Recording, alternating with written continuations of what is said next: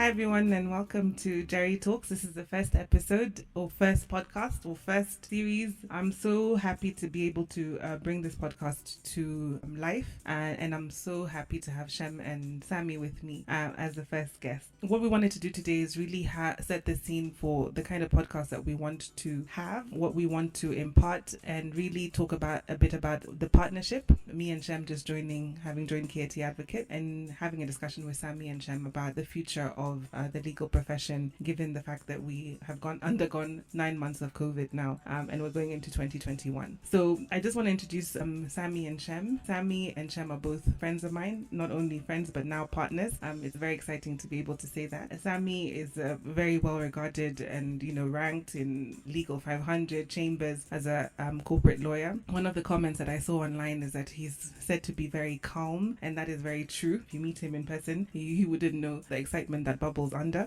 Shem is a friend of mine. We worked together as senior associates, and now we're partners at Kieti Advocate. Shem has a rapping as well as a legal background. I wanted to start with 3 quick fire questions for Sammy and Shem. So let's start with Sammy. Sammy, I mean, obviously you're very well regarded in the legal profession. How did you know that you wanted to be a lawyer? Yeah, thank you, Njeri. That was very kind of you. I actually did not know that I wanted to be a lawyer. In fact, I thought I dreamt of being a doctor. Really? Yeah.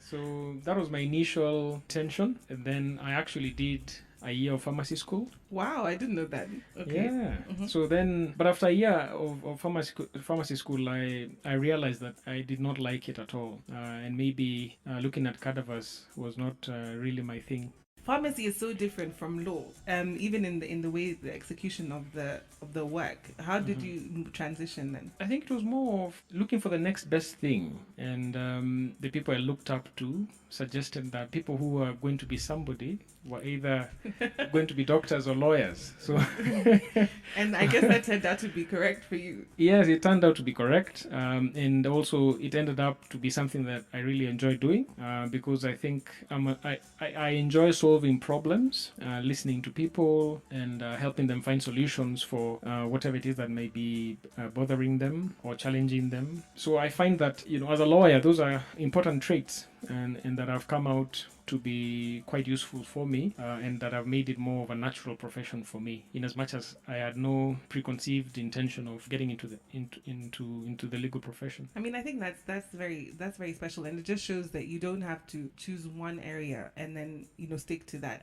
Sometimes it comes naturally to someone, and you realize what you were good at and where you can be of service. Shem, let's go to your quick fire question. Right. You specialize in IP. Why IP law? I started out my career at HHM. That's where I met Sammy. I was in the corporate and commercial team. And there were opportunities that arose when certain lawyers left who had IP expertise, and it was really just as simple as that. I mean, they looked around and asked who had an interest, and I was happy to sort of step in. I had worked with some of the lawyers who had left, and when I sort of took it up, it was like a duck to water. So they were like, okay, fine, you seem to be getting the hang of this pretty quickly. Why don't you run with it? And so the opportunity just arose, and I seized it, and I discovered that it was something I really enjoyed doing, and I was really good at. Or so I was told. And I built confidence over the years, and really just that's how it happened. Sometimes it's natural ability combined with just the opportunities that you're given, right? Right. That was the case for me, I think. Mm-hmm. Yeah. So, Sammy, what has been the most exciting moment in your career? Knowing you and knowing that you don't really show a lot of emotion. I only spot it sometimes when your eyes flicker. Tell us what has been the most exciting one. Yeah. No, I would like to think I'm an open book, but I mean, I haven't thought of that question before because I think I just live day by day. And I do my best each moment of the day. But I think there have been pretty special things that have happened in the past throughout my career. It might be difficult to say which one in particular. Maybe the one that was the most risky was leaving the comfort of a good job as a partner in a good firm and starting out, a new law firm in a period of a lot of uncertainty, because we started out during an election period and all indications were that it may not be the appropriate time to start. But I think there's no right time to start if you're looking to do something that you feel that you love to do. So I think maybe starting that out and seeing it grow to where we've reached now, I would say is maybe the most exciting thing, simply because it's the most challenging. Yeah, I would say that, even for me, having joined a month ago, getting your first client, especially in the COVID period, has been extremely exciting. And I know, Shem, you feel the same way.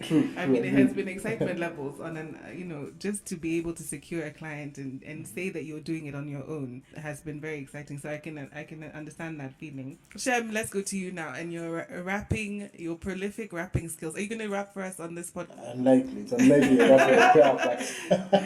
I wouldn't say I'm prolific. We could persuade you, but you're nominated for Best Hip Hop Rap Song at the Verse Awards. Why rap, and how did you get into it? Well, my faith is a big part of my life, and just after high school, many years ago, being in church, and I came from a church that has a very heavy musical background.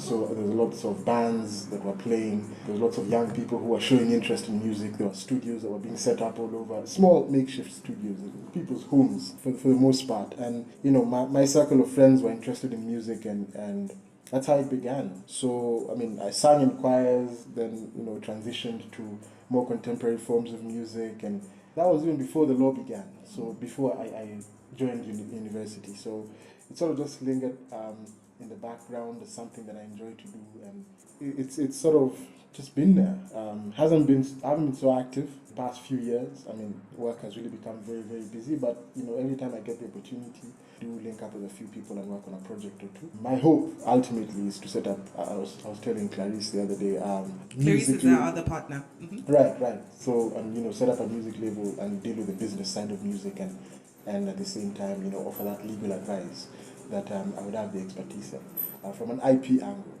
Okay, so just on the final quickfire question, Sammy, if you could give a young Sammy one piece of advice, what would you tell him? A younger me. A younger you, yeah. I think I would say that maybe to not focus so much on I think not to forget personal development.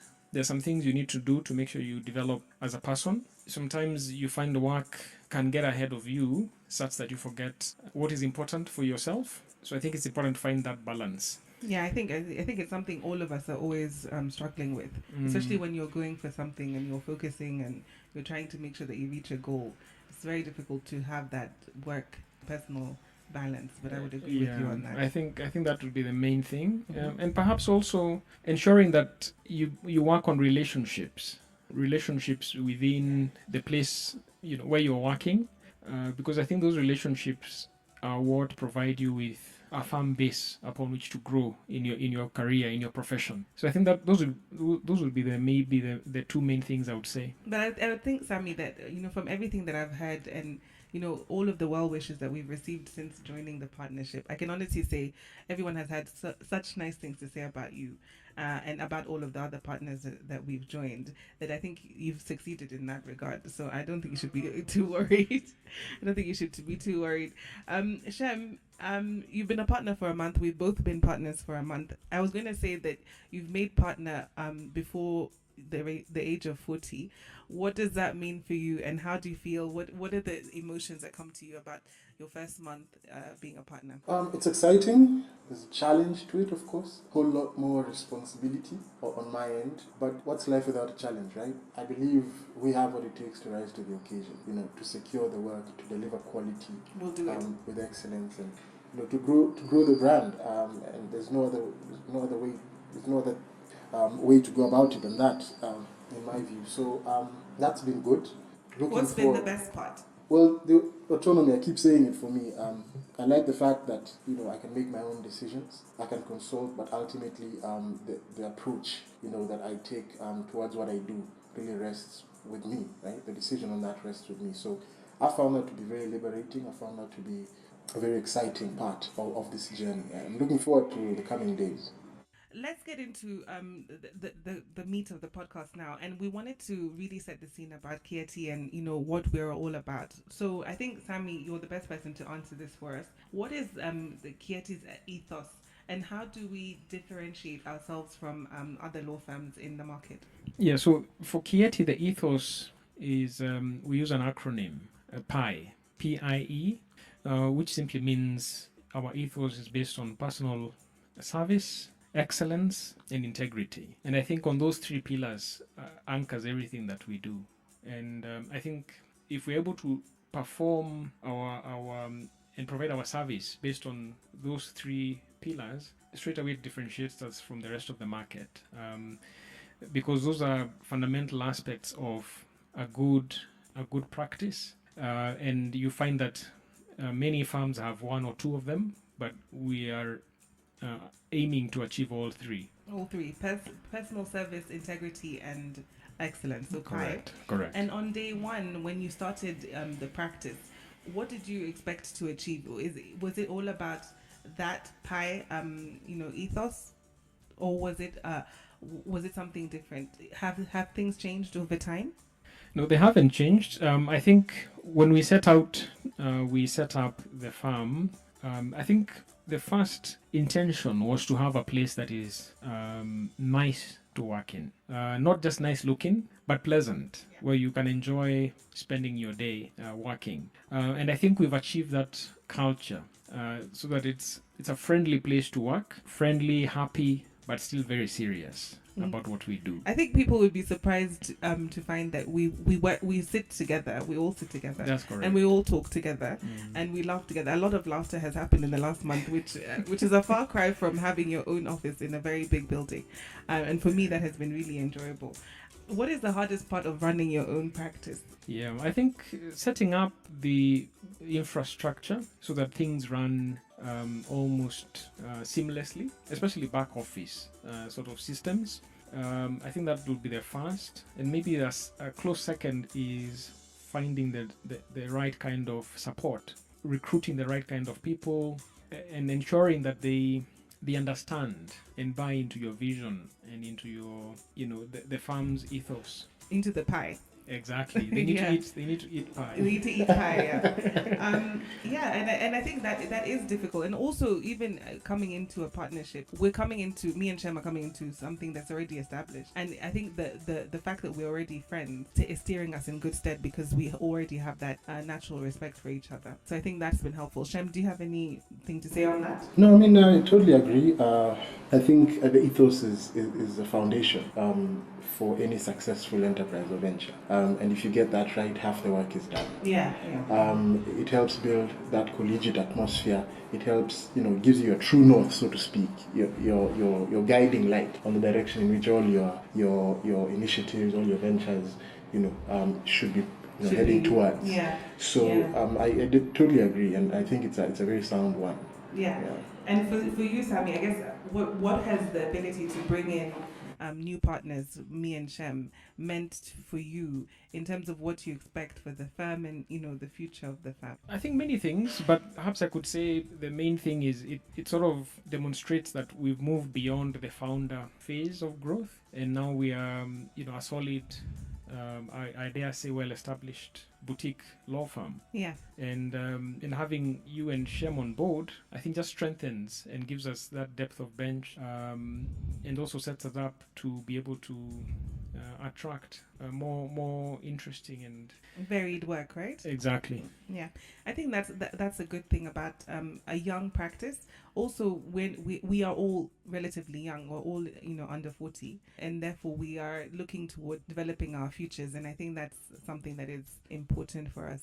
I wanted to ask a bit about being an entrepreneur, Sammy and Shem. I think for you, Shem, one of the words I've heard you say the most, and you've already said it today, is autonomy and the ability to decide your own future. And being an entrepreneur is all about taking those risks. I am naturally a very, very risk-averse person, and in fact, this is probably the most risky venture I've ever undertaken. But under your wings, I'm happy to say that I'm flourishing. Did you expect that level of entrepreneurship, and are you prepared for what it entails, Shem? I don't think anyone is ever 100% prepared for this sort of thing. But I think, once you've gotten to a certain level of preparedness in your own mind, that is sufficient for you to sort of venture out and begin. And you mentioned autonomy, and I think autonomy is a key part of that. It was part of the appeal for me, because my understanding of job satisfaction is that it entails three things. Autonomy is one of them. The correlation between your effort and your reward is another. And, the third slips my mind. Yeah, the third slips my mind.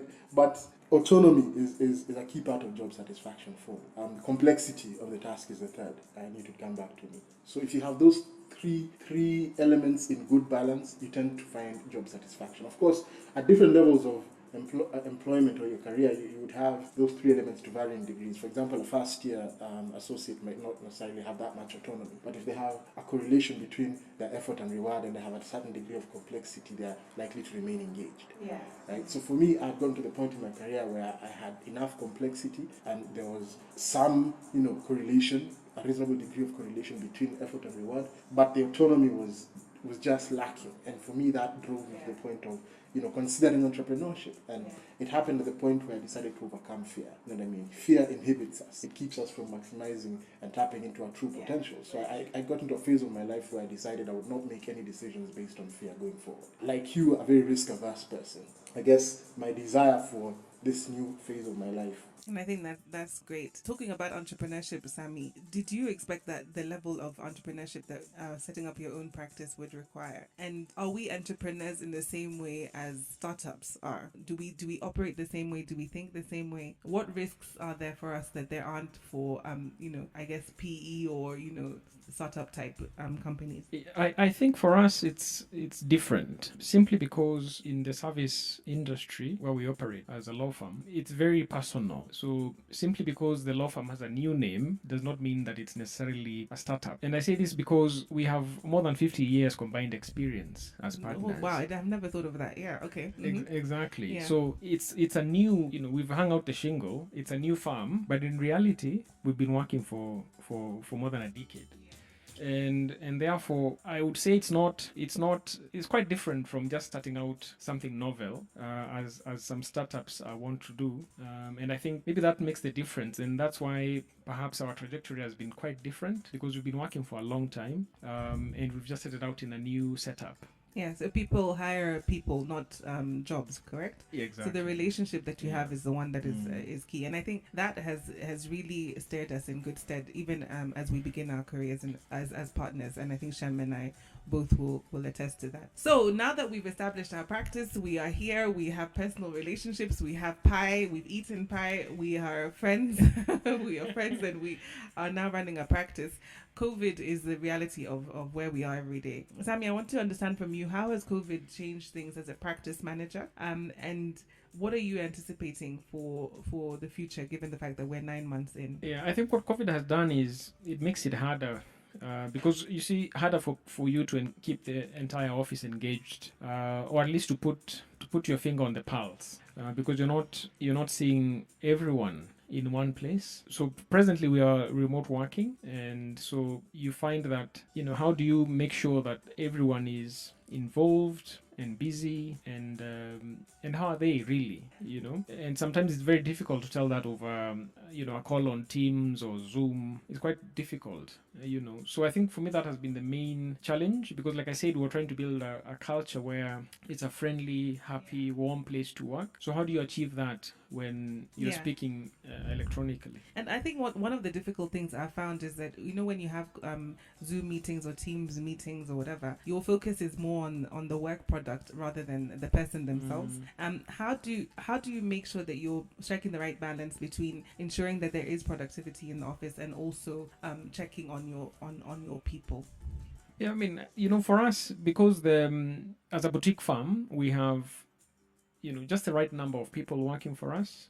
So the teams are just the right size. It's highly unlikely that anyone will fall through the cracks as would maybe happen in a much larger organization. And so I think it's just making sure that everyone is aware that they could reach out if they have any difficulties, and ensuring that you distribute the work in a way that considers the circumstances of the different fee earners you're working with. But I think for me, given the size of our firm and the specialized nature of the work we do, it's very easy, just to make sure that people are involved to the right degree, and ensuring that they know they can reach out and If they need to. it's open for them to Yeah. communicate. Well, we work in an open plan, so it's basically very Yeah. open. So anyone who is in the office can come and talk to us at any time. Shem, I wanted to talk to you a bit about, I think you've done a better job than I have of really getting to know the team, simply because of the kind of work that you do and I do. How do you make sure, we're new to the firm, how do we make sure that we connect with the team members who are just getting accustomed to these new partners who've just come into the practice? Right. I mean, I've been, technology is a big deal now. I mean, it has to be embraced at this point in time. Even those of us who are the least, least technology savvy people, tech savvy people, I would say, now have to sort of adapt. And I have calls even individually with team members. I'm reducing the number of emails unless, they're absolutely necessary. I just pick up the phone and get used. I think they picking get up the phone is absolutely. very important rather than sending emails. Absolutely. If it's very necessary for me to send an email, I'll send one. But if I don't have to, or if an email could be a phone call, I just make the call. And people get used to my voice. They get used to speaking to me, and we become more familiar with each other. And we have to do that because we're not in the office all the time. So that for me has helped, and I mean the team is fantastic. I've received excellent support so far. Yeah, I have to say the team are fantastic. Yeah. From a client perspective, I think it's been evident, especially working in other jurisdictions, that Kenya's internet infrastructure and really the ability for us to be connected to international clients and to clients, even locally, has really helped in this COVID pandemic. I think we are set apart, or we can be matched only in Europe and the United States in terms of our connectivity and ability to really communicate.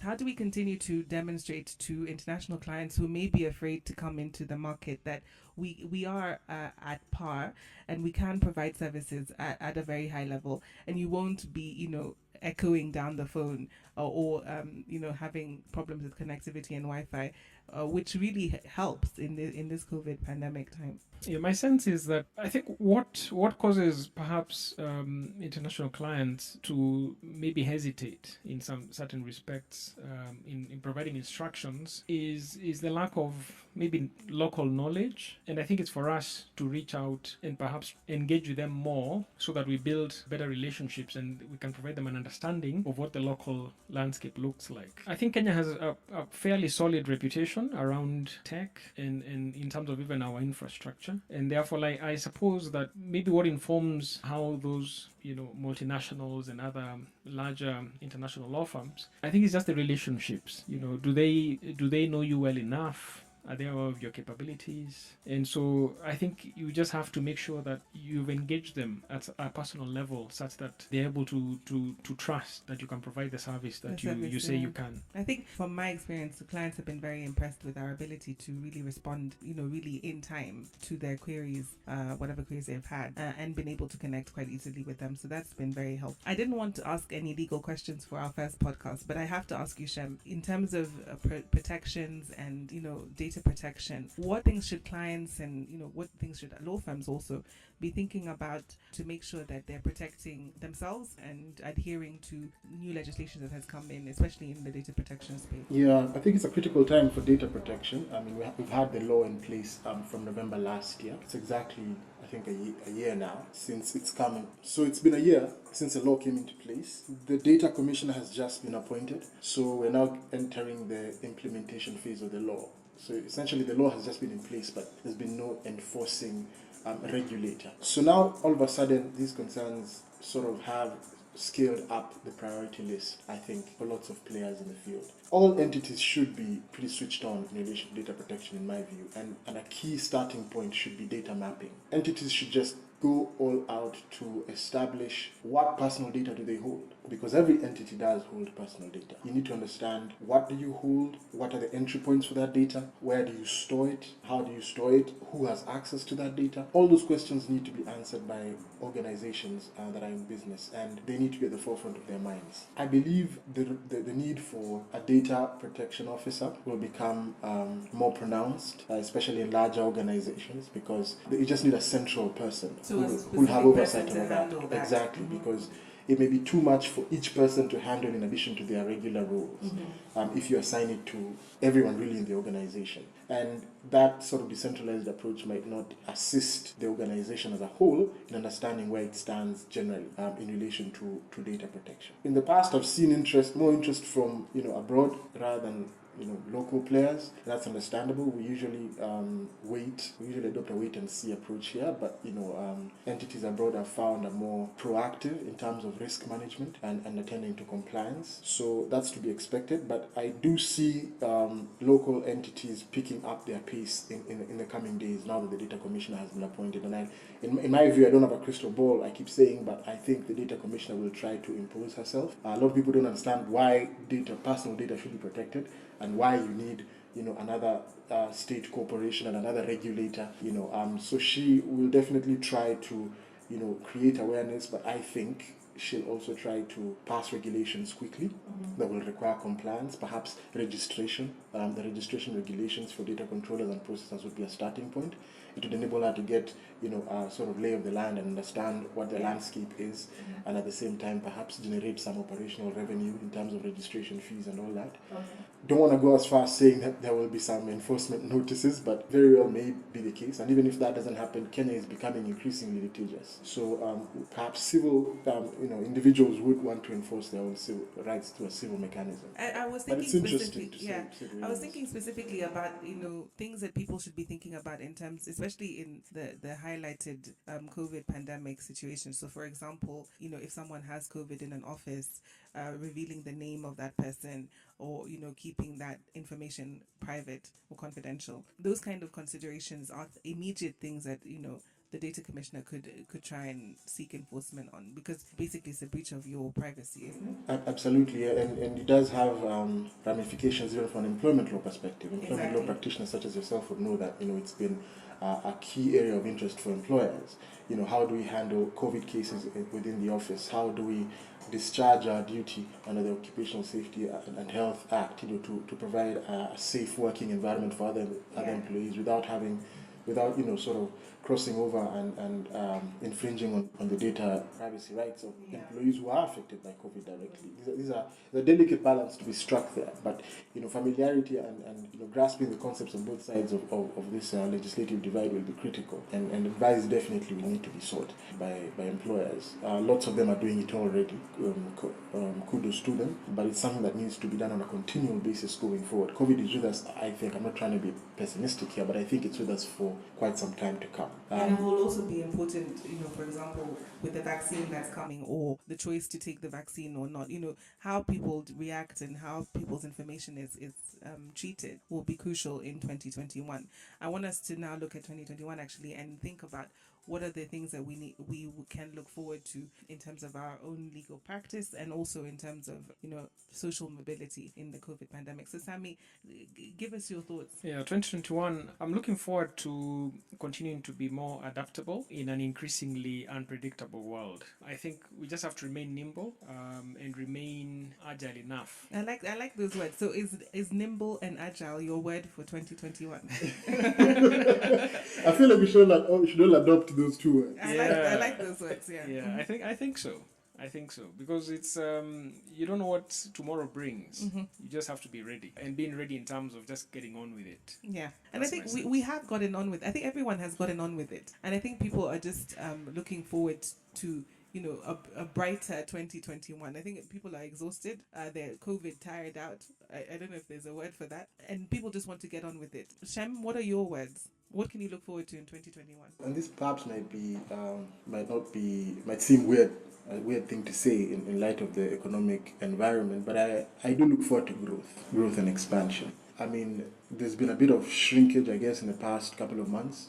People sort of were shying away from moving forward with their commercial transactions because of the uncertainty that was involved, and people put their pens down on a number of deals that were going on, and people adopted a let's wait and see sort of approach. But at the point where we are right now, like I said before, it's becoming clear to everyone that COVID will be with us for a while, and that we need to find a way to work around COVID and still be productive. And so I think a lot of work and a lot of productive ventures that had.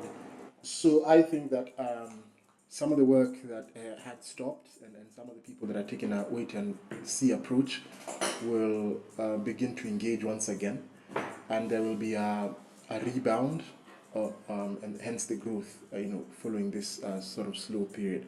And I'm looking forward to be part of that growth and expansion in 2021. So I think growth, nimbleness, and agility are the words for 2021. I want to thank you, Shem and Sammy, for being on this podcast on the first episode. It'll go down in history. Thank you for listening, and we look forward to seeing you again next time.